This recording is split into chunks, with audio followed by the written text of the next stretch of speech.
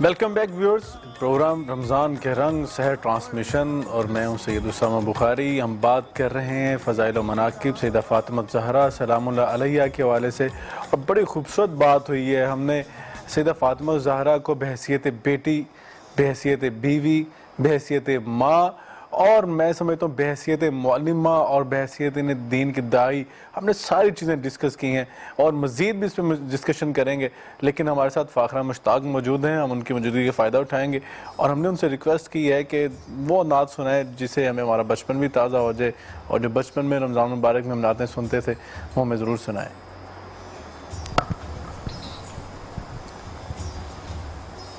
زہی مقدر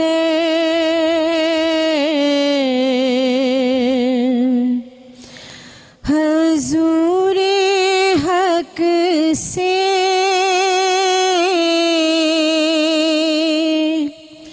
سلام آیا، پیام آیا، زہی مقدر حضور حق سے سلام آیا، پیام آیا، جھکاؤ نظریں، بچھاؤ پر کے، ادب کا اعلیٰ مقام آیا، زہی مقدر۔ یہ کون سر سے کفن لپیٹے چلا ہے الفت کے راستے پر؟ یہ کون سر سے کفن لپیٹے چلا ہے الفت کے راستے پر؟ فرشتے حیرت سے تک رہے ہیں، یہ کون ذی ہے ترام آیا، زہی مقدر۔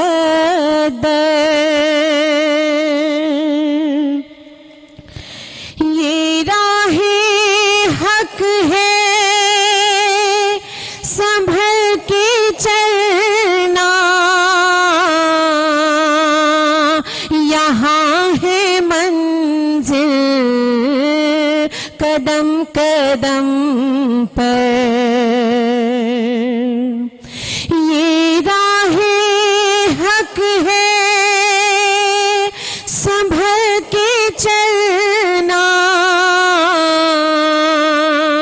یہاں ہے منزل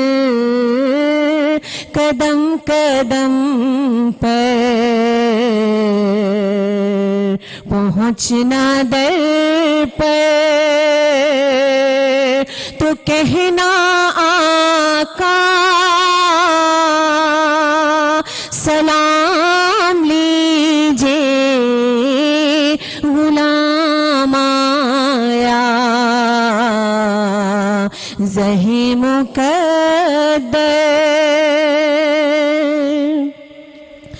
یہ کہنا کا بہت سے عاشق تڑپتے سے چھوڑ آیا ہوں میں، یہ کہنا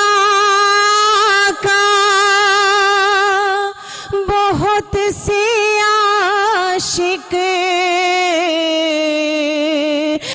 रपते से छोड़ आया हूँ मैं, बुलावे के मुंतज़िर है लेकिन न सुबह आया न शाम आया, ज़हे मुक़द्दर हज़ूरे हक से सलाम आया, पयाम आया, ज़हे मुक़द्दर। माशाल्लाह माशाल्लाह। फ़खरा जब पढ़ रही थीं तो यकीनन वो मदीने की यादें और मक्का मुकरमा की यादें ताज़ा हो रही थीं, और अल्लाह रब्बुल इज़्ज़त से यही दुआ है रमज़ान मुबारक की इन खुसूसी घड़ियों में कि अल्लाह रब्बुल इज़्ज़त अपनी नाराज़गी ख़त्म फरमा दीजिए और हमारे लिए हरमैन शरीफ़ैन के दरवाज़े खोल दें। बहुत तड़प रही है इंसानियत, बिलाशुबा हम बहुत गुनाहगार हैं, सियाकार हैं, हमारी ही गुनाहों की वजह से ऐसा हो रहा है कि अल्लाह रब्बुल इज़्ज़त ने अपने घर बंद किए हैं, हमारे गुनाह बहुत बढ़ चुके हैं। नाज़रीन किराम, रमज़ान मुबारक की इन खुसूसी सातों में अल्लाह से तौबा कीजिए, इस्तग़फ़ार कीजिए और अल्लाह से मुनाजात कीजिए और तन्हाई में बैठकर अपनी गलतियों का एहसास और अल्लाह के आगे इतराफ़ कीजिए और उस पर नदामत कीजिए और दोबारा ना करने का अल्लाह से वादा भी कीजिए। नाज़रीन किराम, हम बात करते सैयदा फ़ातिमा ज़हरा सलामुल्लाह अलैहा की सीरत के हवाले से, तो मैं शाह साहब से पूछूंगा कि कुरान पाक ने कह दिया कि ला असअलुकुम अलैहि अजरन इल्लल मवद्दत फिल कुर्बा, और ऐलान बल्कि करवाया, शुरू में कुल कह दिया कि अल्लाह के रसूल सल्लल्लाहु अलैहि वसल्लम आप ऐलान कर दीजिए मैं आपसे कोई चीज़ नहीं मांगता मुआवजे के तौर पर, मैंने आपको अल्लाह का पैगाम सुनाने के लिए और कुरान का पैगाम देने के लिए, तुम्हें जहन्नम की आग से बचाने के लिए ताइफ की वादी में पत्थर भी खाए हैं, मैंने मजालिम भी बर्दाश्त किए हैं, मैंने जिला वतनी भी बर्दाश्त की है, मैंने अपनों के ताने भी सुने हैं, लेकिन मैं तुमसे कुछ नहीं मांगता। एक ही बात का तकाजा किया है, इल्लल मवद्दत फिल कुर्बा, अपने अहले बैत की मोहब्बत। लेकिन वो कौन से बदनसीब हैं जो आज के दौर के अंदर भी मवद्दत की बजाय कई दफ़ा बुग़्ज़ भी रखते हैं। तो क्या बुग़्ज़ अहले बैत ये जहन्नम में ले जाने वाली अलामत नहीं है?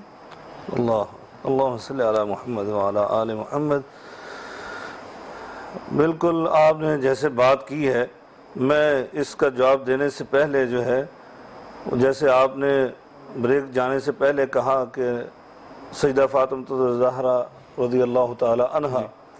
उनकी सीरत के हवाले से हमने बहसीयत बेटी, बहसीयत ज़ौजा और बहसीयत माँ और बहसीयत मुअल्लिमा मुदर्रिसा हमने ये बात की है। तो मैं चाहता हूँ क्योंकि हम जी इस यानी प्रोग्राम के ज़रिए से अपने नाज़रीन को, अपनी खुसूसन अपनी बेटियों को, अपनी बहनों को, अपनी माओं को ये पैगाम दे रहे हैं कि वो सैयदा फ़ातिमा की ज़िंदगी को अपनाएं, बिल्कुल सही, और उनको मॉडल और नमूना बनाएं, वो खैरुन निसा की ज़िंदगी को। तो ज़रूरी समझता हूँ कि रमज़ान की बाबरकत सातें हैं, तो इस लिहाज से हम जाते जाते ये पैगाम दें उनको कि ये इबादत का महीना है। तो सैयदा फ़ातिमा ज़हरा सलामुल्लाह अलैहा, हाँ जी, उनकी सीरत तय्यबा के ये पहलू भी देखें जी कि जैसे हमने मेरा ख्याल प्रोग्राम के शुरू से लेकर आखिर तक अभी तक जब भी हम नाम लेते हैं तो उनके इस लक़ब को ज़रूर बोल रहे हैं, और बल्कि अमूमन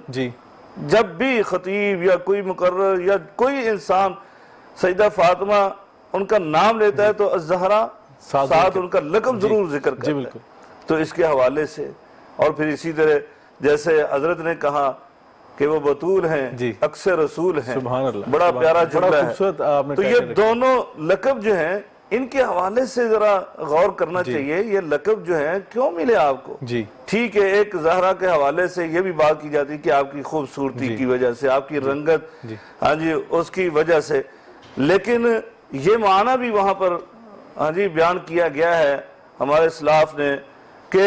सैयदा फ़ातिमा उनको ज़हरा इसलिए कहा जाता था कि वो ख़वातीन की ज़ीनत थी, और किस लिहाज से ज़ीनत थी कि अपनी इबादत के लिहाज से उन्होंने ख़वातीन को मुज़य्यन कर दिया, खूबसूरत बना दिया। इस यानी कि सिन्फ़े नाज़िक को उन्होंने اپنے کردار سے، اپنی عبادت سے، جی کیونکہ یہ بحثیت بندگی بھی اللہ ہمیں ذکر کرنا چاہیے نا کہ وہ اللہ کی بندی اللہ بالکل ایسے ہی وہ امت اللہ تھی، بالکل ایسے تو انہوں نے یعنی اپنی عبادت کے ذریعے سے جس طرح آسمان کو ان ستاروں نے جو ہے مزین کر دیا اور ان کو زہرا کہا جاتا ہے، بعینی ہی ویسے انہوں نے دنیا کی خواتین کو مزین کر دیا اپنی عبادت کے ساتھ، اپنی امہات کے مطابق، مطلب جس طرح صلی اللہ علیہ وسلم سے پیغام لیتی تھی قرآن کا، دین کا، اس پر بالکل بعینی ہی اس پہ عمل کر کے دکھاتی، رول ماڈل بن کے دکھایا۔ بالکل بالکل۔ پھر دوسرا جو لقب بطول کا ہے، بطول کا جو معنی ہے نا وہ تبتل سے ہے، اچھا علیحدگی اختیار کرنا، تنہائی اختیار کرنا۔ آپ نے دنیا کی خواتین ان کے یعنی آپ نے ان کے پیچھے نہیں چلی ہیں، بلکہ آپ نے ان سے تنہا ہو کر اللہ کی عبادت کی ہے، اور بلکہ اپنی عبادت کے نمونے پیش کیے ہیں، اور ان کی عبادت اور ریاضت آپ کی آل اولاد میں بھی نظر آتی ہے کہ امام حسین نے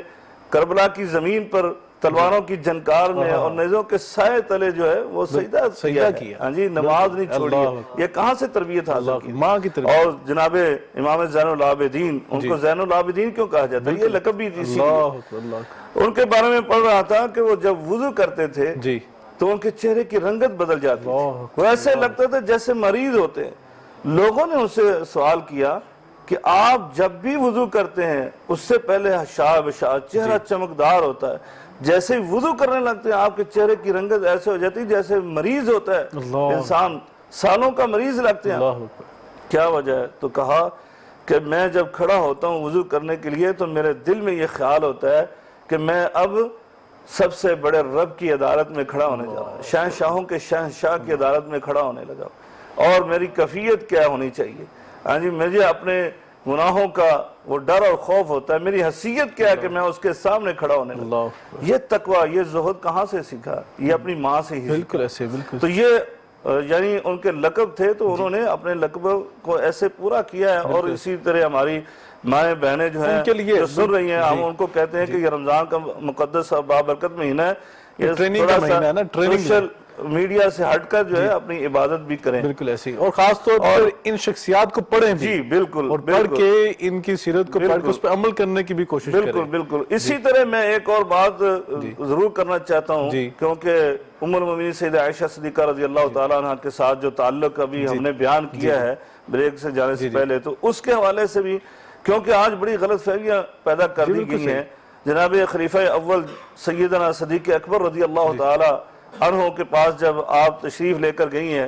کہ مجھے وہ باغ فدق جو ہے اس کے حوالے سے وراثت کا ہے، تو جناب صدیق اکبر نے وہ حدیث سنائی، نبی کریم صلی اللہ علیہ وسلم نے فرمایا، آپس میں میں اس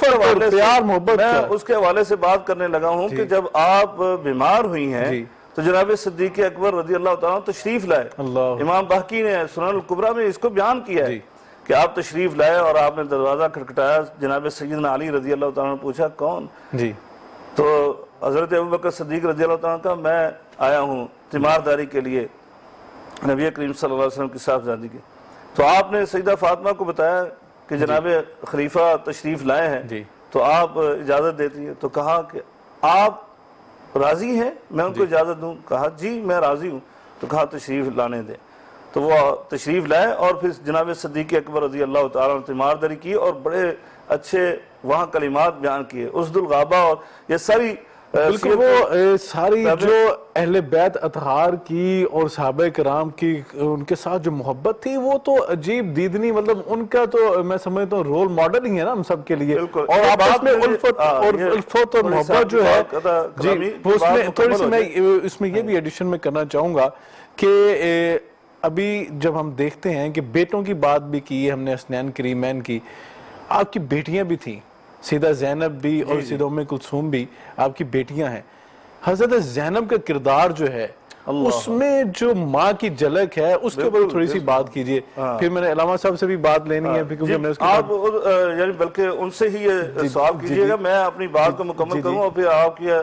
سوال انتہائی اختصار کے ساتھ جواب دینا چاہتا ہوں۔ یعنی میں اصل میں چاہتا ہوں یہ پیغام آپ کے ذریعے سے یہ پہنچ جائے کہ آج امت میں یہ جو افتراق انتشار نظر آتا ہے اور یہ جو روایت ہے اس کو صحیح معنوں میں مکمل طور پر پیش نہیں کیا جاتا کہ جناب صدیق اکبر رضی اللہ تعالیٰ عنہ وہ باغ فدق اپنے پاس نہیں رکھا ہے جی بلکہ اس کا انتظام اس کا انصرام صرف آپ نے کیا ہے جی باقی اس کی آمدن جو ہے وہ اہل بیت کو ہی دی ہے بے شک اور کہا انہوں نے جی کہ جس طرح نبی کریم صلی اللہ علیہ وسلم کے دور میں یہ تھا ویسے ہی یہ معاملہ رہے گا اللہ اکبر، انہوں نے اس میں بلکہ پھر سیدہ فاطمہ کے بعد حضرت علی رضی اللہ تعالیٰ عنہ پھر ان کے بعد ان کے بیٹے جو ہیں بالکل ایسے ہی۔ وہ سبھی اس باغ فدق کی آمدن کو صدقہ کرتے رہے اب میں آپ کے سوال کی طرف انتہائی اختصار کے ساتھ کہ دیکھیں یہ اہل بیت کی عظمت جہاں سے ہم نے پروگرام شروع کیا تھا وہاں اختتام کر رہے ہیں کہ اہل بیت کی عظمت کیا ہے کہ جتنے بھی انبیاء کرام علیہم السلام کا قرآن میں ذکر ہوا ہے تو انہوں نے سب نے کہا اپنی اپنی امتوں کو کہ ہم نے جو تمہیں دعوت توحید دی ہے تو اس کے بارے میں کہا ان اجریہ الا علی اللہ، ہمارا اجر جو ہے وہ ہم آپ سے نہیں مانگتے لا اسألکم علیہ اجرا،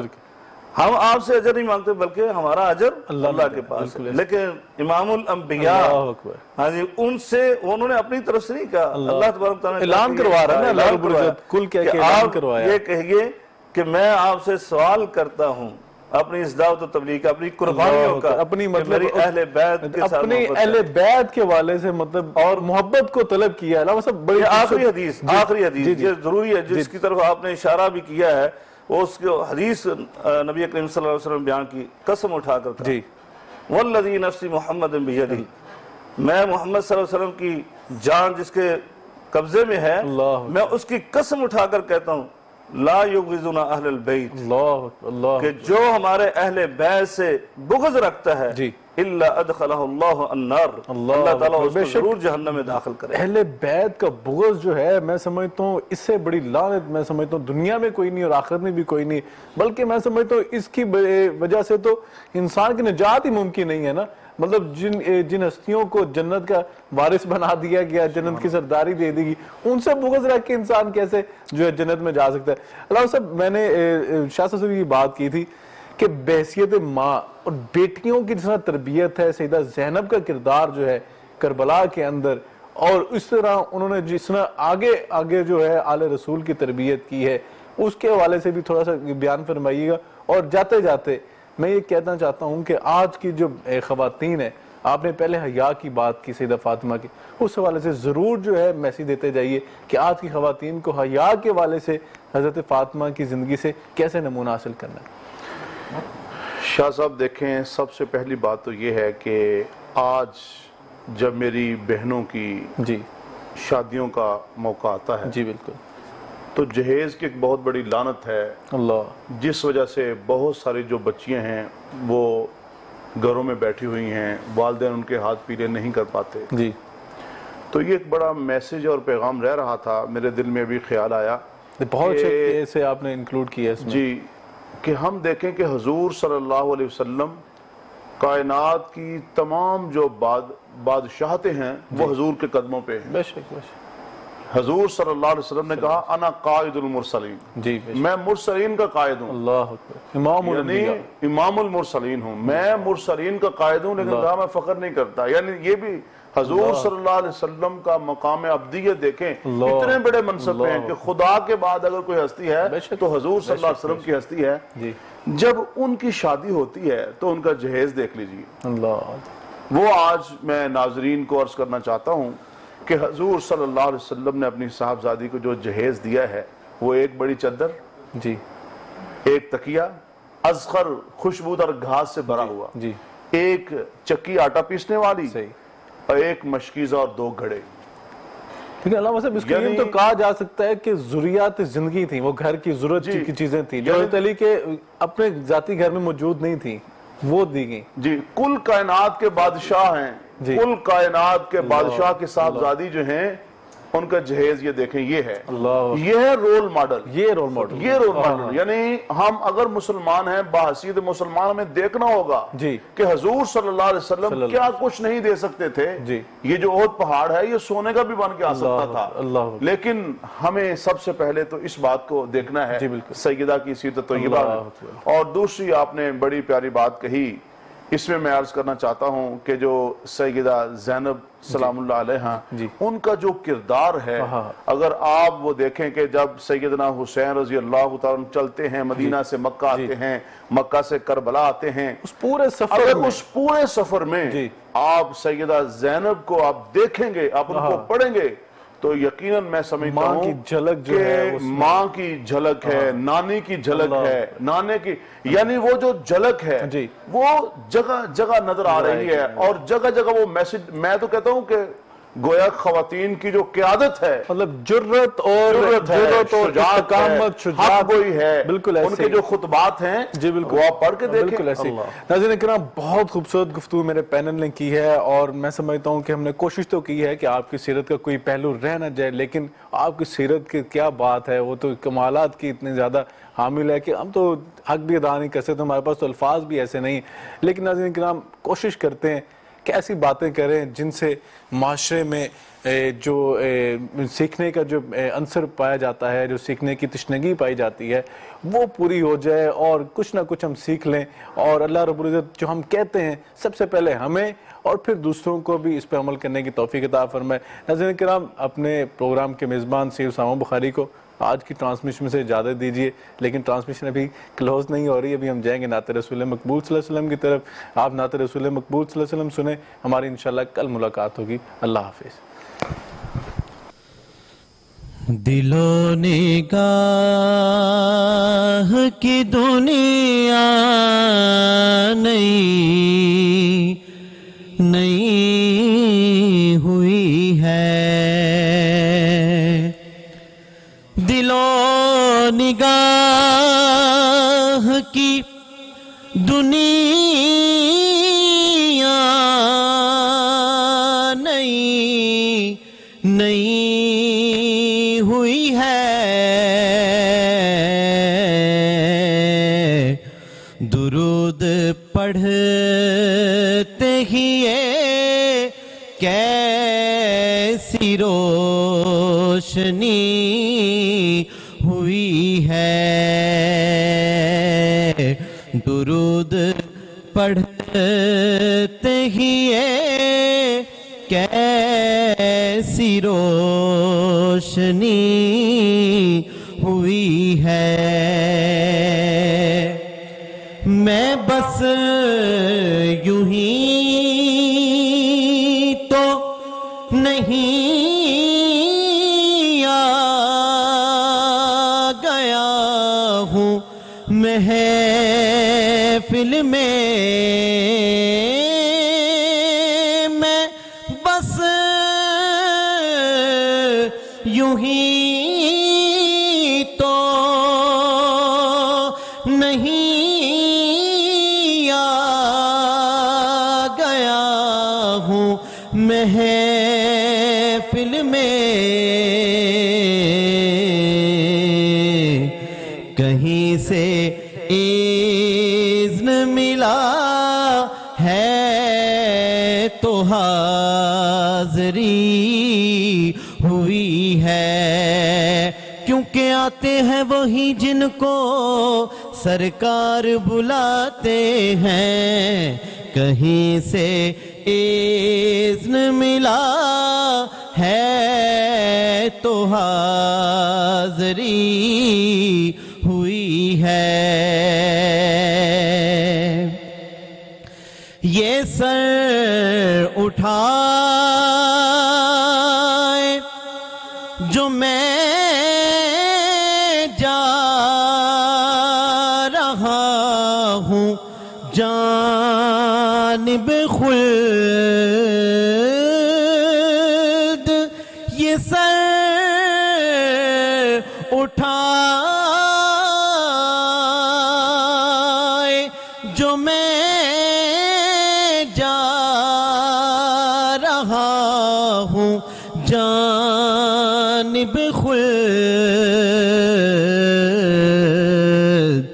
میرے لیے ہاں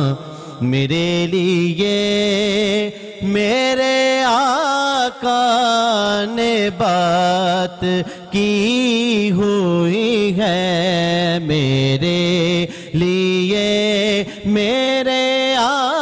آقا نے بات کی ہوئی ہے میرے لیے، میرے آقا نے بات کی ہوئی ہے، اور ہزار شکر غلامان شاہ بطحا میں، ہزار شکر غلامان شاہ بطحا میں، شروع ہی دل سے میری حاضری لگی ہوئی ہے، شروع ہی دل سے میرے حاضری لگی ہوئی ہے۔